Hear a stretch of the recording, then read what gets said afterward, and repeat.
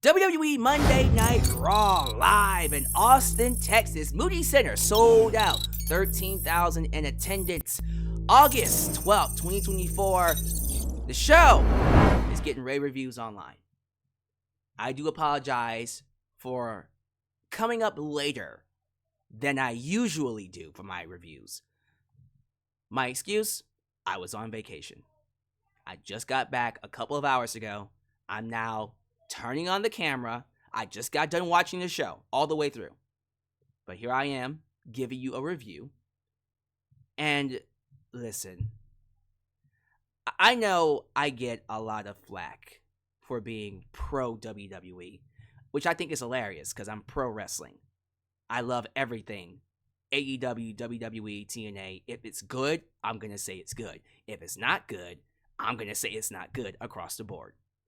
But ever since Triple H took over and WWE got away from short-term, chaotic scripts being ripped up, nothing making any sense, no real characters, no real stories, Vince McMahon, horrific television, and we got back to long-term storytelling, developing characters, allowing the stories to breathe, actually focusing on the storytelling, and then applying that to the wrestling matches. Years ago, you couldn't get me to say one positive thing about a 3-hour Monday Night Raw.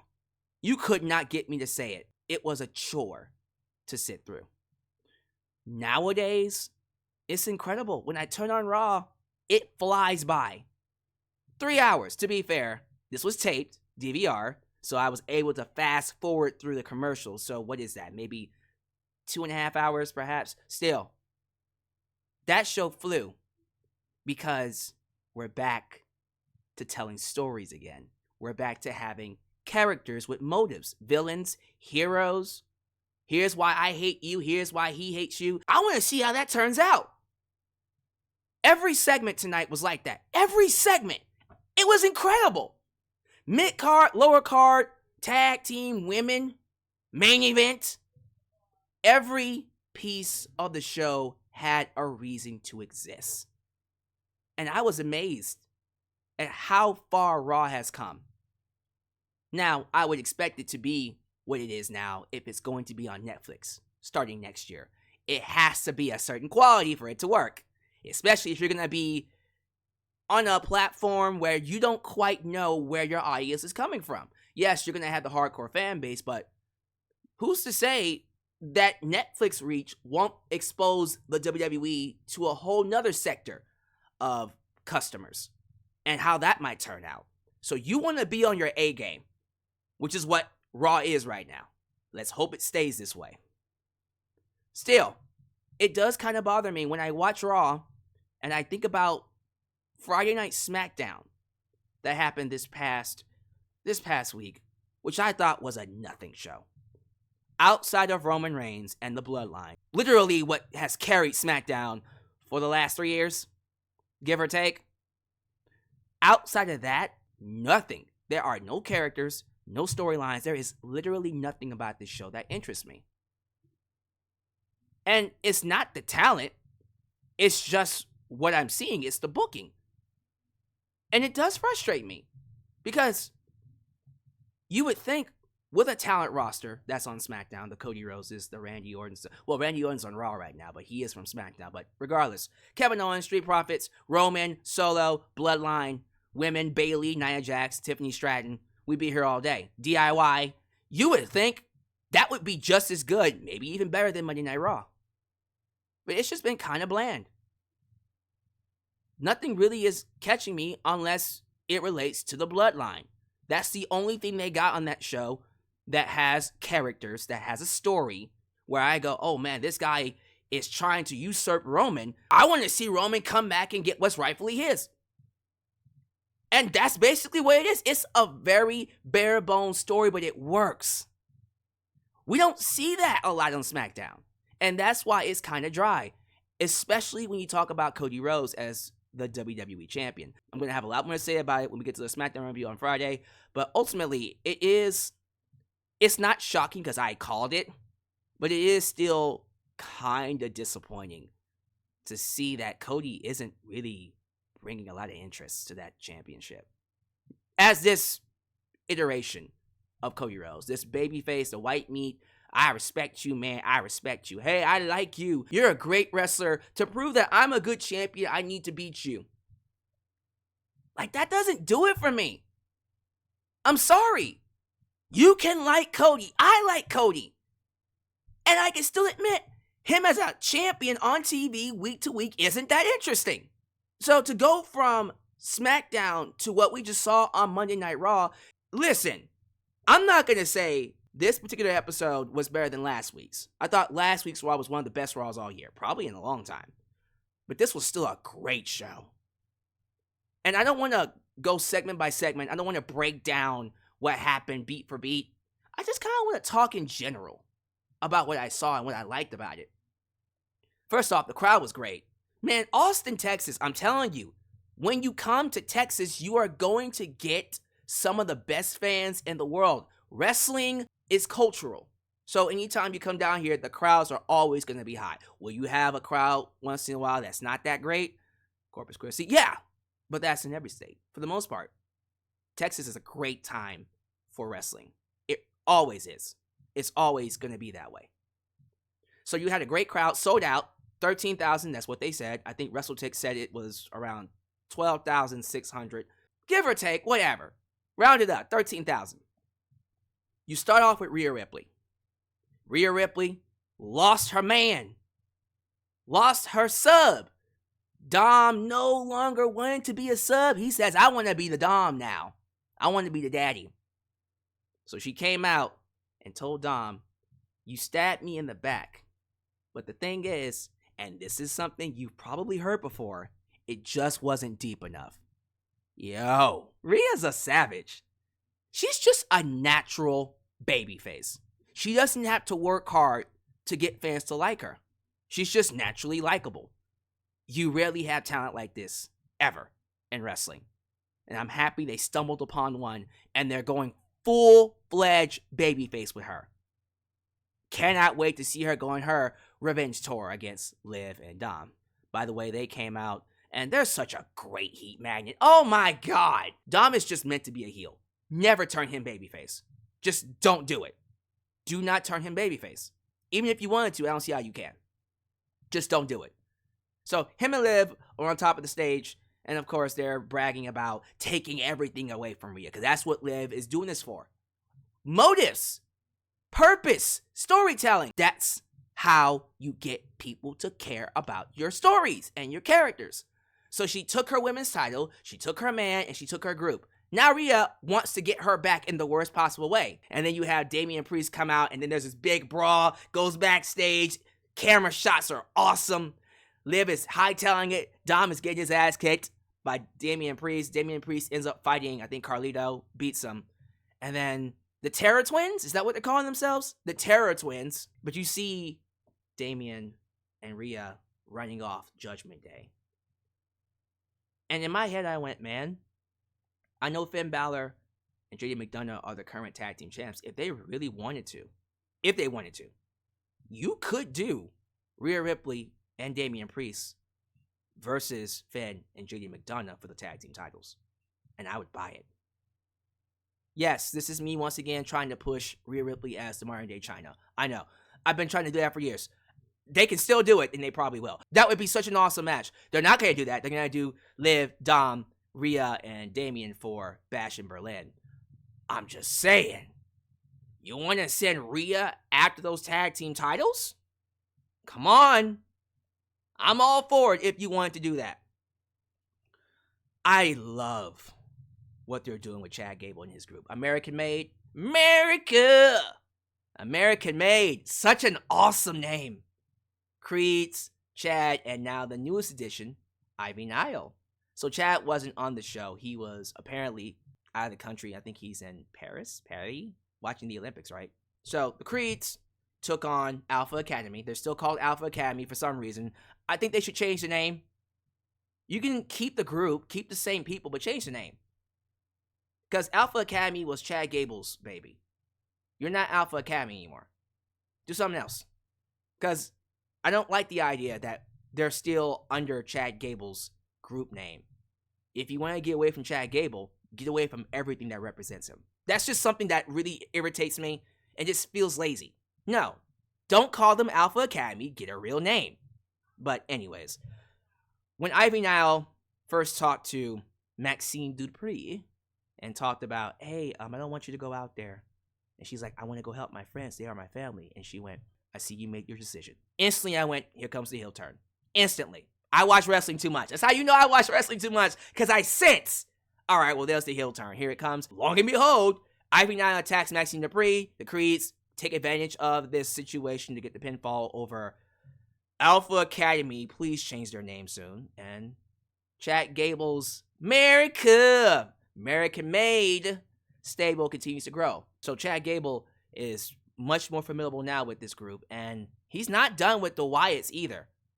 So now that we have a woman in his stable, they can revisit the Wyatts, and then Nikki Cross can now wrestle. And then, of course, we can still do Chad Gable and Bo Dallas if you wanted to. But ultimately, as great as the Wyatts are, I care more about Otis versus Chad Gable than anything else, because of the abuse storyline that they went through, because Chad was such an asshole to him. And you want to see Otis get his comeback. You want to see Chad get his comeuppance, right? You publicly humiliated him, and so now you want him, as in Otis, to get back at Chad. It's a simple story, and it fucking works. I love it, man. I'm very upset that Chad doesn't have a title. He better get one. Odyssey Jones, OJ, he squashed a jobber. Post-match, Final Testament came out. Xavier Woods, he's bothered. Something's eating at him. And through this body language, you can see a story where, are they going to break up the New Day? Which, by the way, before I get into what I want to say, do it. If you're going to tease it, follow through. Don't you blue balls me. Do it. But getting back to the segment here, I love that Xavier Woods didn't need to say a goddamn word. He just showed it through his facial expressions, his body language. He doesn't like what's going on between Kofi and OJ. He feels like Odyssey Jones just came in and is taking all the attention away from maybe Big E, or maybe Kofi Kingston just feels more comfortable with him than he did Xavier Woods. Whatever the issue is, Xavier Woods doesn't like it, and it's causing a rift in the group, which could lead to a breakup. Now, what do? Do we turn Xavier Woods heel, or do you turn Kofi Kingston and Odyssey Jones heel? I think it would be smarter to turn Xavier Woods heel, but I also think it would be beneficial for Kofi to go heel too, because I see Kofi more as a potential main event player. Xavier Woods by himself, either way, break them up. Next week, it's going to be a 6-man tag. Once again, the New Day and Odyssey Jones versus the Final Testament. Maybe we get the heel turn there. Maybe something happens where it's just more of the rift between the two. And again, that shit keeps me watching, because now I go, oh, I want to see what happens next, which is something we didn't always have. You want to see what happens. But yeah, this is just great stuff. Pete Dunne, during that interview, a backstage sit-down interview, where he explained, I hate Sheamus because of how he made my career so bad, how he hurt my career, how he made things harder for me on the main roster by bringing me in as Butch. And you go, ooh, that's good. Because it was terrible for him. When Pete Dunne showed up as Butch, it made him a joke. And his career has not been the same, so rightfully so, they're tying it into real life. He blames Sheamus. And you can even argue, bro, you're taking this a little too far. It's not that serious. And you would be right. That can make him a good heel, though. But again, motives, stories, long-term storytelling makes you invest in the characters. And then you add in the fact that it's Pete Dunne and Sheamus. That match is going to cook. Are you serious? Pete Dunne and Sheamus? They're going to beat the piss out of each other. That's going to be such a great match to watch. Another person that I love watching, Bronson Reed. Bronson Reed told Adam Pearce, look here, sir. What happened last week to Seth Rollins? I'm going to do it again if you don't find me an opponent. And Adam Pearce found him an opponent. That opponent was The Miz. And I love that backstage they were doing that segment with R-Truth and Miz. Miz, again, through body language, he's not happy. He's not happy with R-Truth, and you can tell he wants to break up with him. He wants to leave him. If I can just take a second to say something about Miz and Truth. While I can admit it's a popular tag team, I think I'm in the minority when I say this. I never was feeling this reunion. When they did the R-Truth and Miz tag team back in 2011, when R-Truth was a heel and Miz was a heel, Awesome Truth, that was great. As baby faces, I was sick of them almost a month in to their reunion.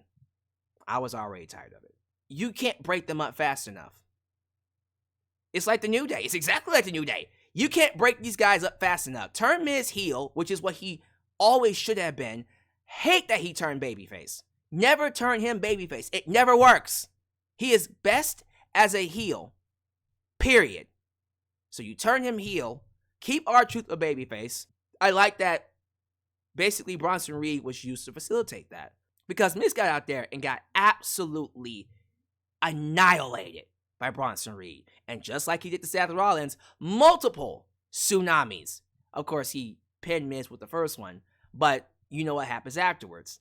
He goes to do it multiple times on Miz. R-Truth comes out, and then he gets the tsunamis. One after another, and another one, and another one. Every time Bronson Reed goes up on that top rope, the crowd went crazy. Each time, and each time it was crazier than the last one.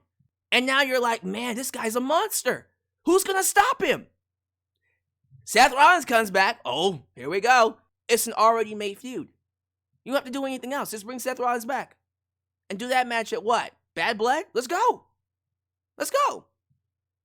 Now, apparently Seth Rollins is banged up. How the fuck is he banged up? He only wrestled one match. How are you still banged up? That just lets me know you brought him back too soon. You get me? But when he's healthy, you already have a ready-made feud with Bronson Reed, and then we can dovetail that into a Seth Rollins versus CM Punk feud, which is what they want to do for WrestleMania. All for it. Love it.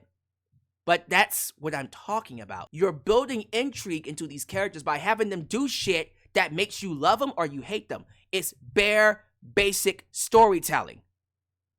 Triple H isn't changing the formula. He's just doing it right. Now, as much as I'm praising Triple H, there are some things about him that do kind of irritate me. Damage Control. I like all the talent in Damage Control, by the way. Io Sky, Kairi Sane. You can't get me to say enough good things about Kairi Sane. You can't get me to say enough good things about Io Sky, Io Shirai. Dakota Kai is extremely underrated. All three of them are amazing talents. My problem with Damage Control is this certain turn to being a face. So we talk about storytelling. Damage Control had a ton of heat for what they did to Bayley. Backstabbed her. Took the group away from her. And then Bayley beat them. And there was a story where Io Sky was on a descent because she lost the title. And she was going to change Damage Control. She was like, something has to change. Damage Control has to change. And so I was invested in a story of, oh wow, what is she going to do? Is she going to kick them out? Is she going to backstab them next? Are Dakota Kai and Kairi Sane on the chopping block? And if they are, who comes in to replace them? I mean, you bring back Asuka for sure. And then you turn Kairi Sane and Dakota Kai babyface. And if they did it that way, I would be cool with it because that makes a lot more sense. Right? Here, Damage Control just flipped babyface by default. Because they got attacked by this new heel group involving Sonya Deville, of course, Zoe Stark, and Shayna Baszler. Don't ask me what their name is. I heard it like once or twice, and I was like, what did they say? Let me see if I can remember it. I'm probably going to get this wrong. Is it Pure Fusion Collective? Pure Fusion Collective. I don't know. Let me know. I'm almost certain I said that wrong. Let me know down below, whatever they're called. But this new group came in, and then all of a sudden, they just usurped Damage Control. And now Damage Control by default are baby faces because this new heel group came in.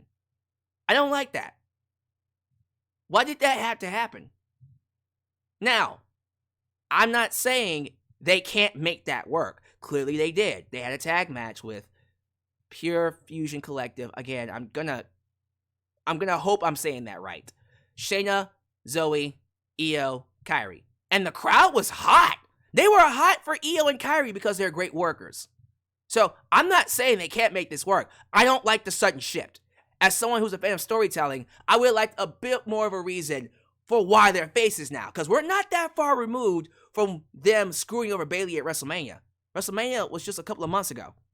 I think it's way too soon to turn them babyface. If you wanted to turn them babyface, cool. But I just have an issue with how they did it.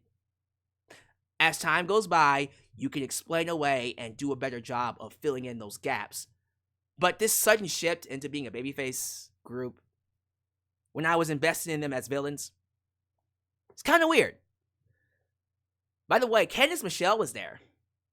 I love Candice Michelle. I don't like her political views, but I will always have a soft spot in my heart for Miss Candice Michelle. She still looks good, by the way. And if you're saying you wouldn't hit it, you're lying. Men and women would hit it. Don't you lie to me. Gunther, your world champ. Excuse me. Gunther! Nah, nah, nah, nah, nah. Confronted Randy Orton. They're building to their match, Bash in Berlin. And of course, we had to get Drew McIntyre in there. Because he thinks he's done with CM Punk. As soon as I saw Drew, I'm like, where's CM Punk? Oh, there he is. So Randy Orton RKO's Gunther to hype their match. CM Punk beats up Drew to hype their strap match. It seems like we're building to a strap match. I was hoping for First Blood. Because if it's going to be at Bad Blood, I think this match isn't happening at Bash in Berlin. I think this is going to be for Bad Blood. Maybe it will. Strap match isn't a bad match to do. You can still have blood in that match.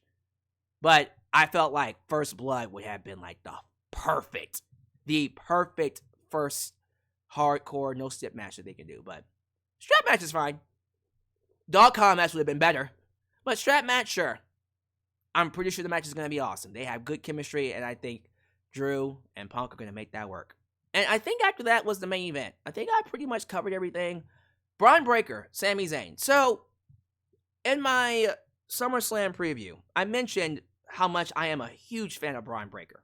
I've always been a fan of his. Since NXT, this man, in all honesty, this man was main roster ready on his debut. When he showed up in NXT in 2021, I said, oh, he's already ready. Move him up. Why is he here? He was ready back then. All he did was just get better. But I also said in my SummerSlam preview that I don't want them to give him too much too soon. Because then you're going to end up exposing him, showing his weaknesses, and then he'll never be able to get this uniqueness back. You don't want to do that to someone as young as him this early. I'm not saying you can't push him. I'm not even saying you can't make him a world champion. They made Randy Orton a world champion at the age of 23. I think Brock Lesnar was like the same age, right? Wait, I think I got that wrong. Was like Brock Lesnar 23 or was Randy Orton 22? Regardless, Randy and Brock won the world titles at a very, very young age. Younger than Braun is now. So if they want to push him, I'm all for that. I just don't want you to give him too much too soon. You get me? Like, it's like when you're doing barbecue, the ribs, the chicken, you don't want the meat to sit on the grill too long, but you don't also want to take it off the grill too soon because you didn't let it cook enough. And so I felt like Braun just needed to sit on the grill a little bit longer. They were doing great work with him when he was breaking all the rules, just going outside the bounds and just being a complete wrecking machine. Getting them dogs barking. And I said, give me a little bit more of that. Give me a little bit more of that. That Ken Shamrock, you can't control him. He's unpredictable. He's such an unapologetic badass that it's just hard to not be a fan of his. I was like, give me a little bit more of that before you throw a title on him. Like, get me to a point where I am begging you to make him a champion. That's where I am right now with Chad Gable. But I digress. But I knew for certain eventually he was going to be a champion. I know for certain he's going to be a world champion. He has to be. He has to be, period. I just thought it might have been a little too soon to make him the IC champ. But Triple H sees a lot of promise in him. And they just gave him the world. They gave him the main event. He beat Sami Zayn twice, 2 out of 3 falls. He is now a legit IC champ. Do I think it's a little too soon? Probably. But they might make it work. He's already doing it. He's already here. A dominant IC champ. Let's see what they do with him. Feels like a babyface. The more I look at him, the more I watch him. They tried really hard to push him as a heel. They really did. I think they gave up midway and said, nah, he's a babyface. Good, because he is. Total babyface. But that's the thing. Another thing about Triple H that I appreciate, unlike Vince McMahon, when he sees something isn't working, he pivots. Let's try something different. Okay, so this isn't working. Let's take this direction. Okay, this works. I love that. Brian Breakker, like Rhea Ripley, is a natural babyface. He's a badass. You're not going to see me boo Brian Breakker. Unless he does something really stupid and the real life guy is a complete asshole like Logan Paul, which I don't think is the case. I am perfectly fine with him in this role. And hopefully he's able to live up to the standard that's set before him. Before we know it, he might end up being one of the best champions they've had. It's really hard to not want to see him succeed. Why not? Man, they keep creating stars. It's incredible when you see how far the WWE has come, especially for Monday Night Raw, which is 3 hours. And I keep saying that because that is a lot to sit through. The fact that these 3 hours are just flying by, and I don't even notice that they're flying by. Like, seriously, by the time the main event came, I was like, wait, that's it? Sami and Brian Breakker, wait, that's the end of the show? I was like, oh, crap. And again, DVR. But even the 2.5 hour watch, I was like, this flew by way too fast. Because I'm able to sit down and enjoy the show. Isn't that great? Don't we want that for every single wrestling show? Not just SmackDown, Raw, NXT, but AEW, Impact Wrestling, New Japan Pro Wrestling, you name it. That is what we should be striving for. And that's not just a WWE thing. Characters, storylines are not just WWE things. Storytelling is an aspect of entertainment, period. And we will get into more of that throughout the week because I do have AEW Dynamite and Friday Night SmackDown to talk about. But for this particular review, I have spoken long enough. I'm going to shut the hell up and let you enjoy the rest of your day. Thank you all for watching. Do all the YouTube things. Like the video, subscribe, and click that button to catch all my content when it comes out. Follow me on social media, Facebook, Twitter, Instagram, TikTok, and donate using PayPal, Patreon, Cash App, and Venmo. I really do appreciate your patience for allowing me to get this out late. I hope you enjoyed the video, and as always, you are welcomed right back here in Alex's World for more content. It will always be a safe space for wrestling fans like you. Peace.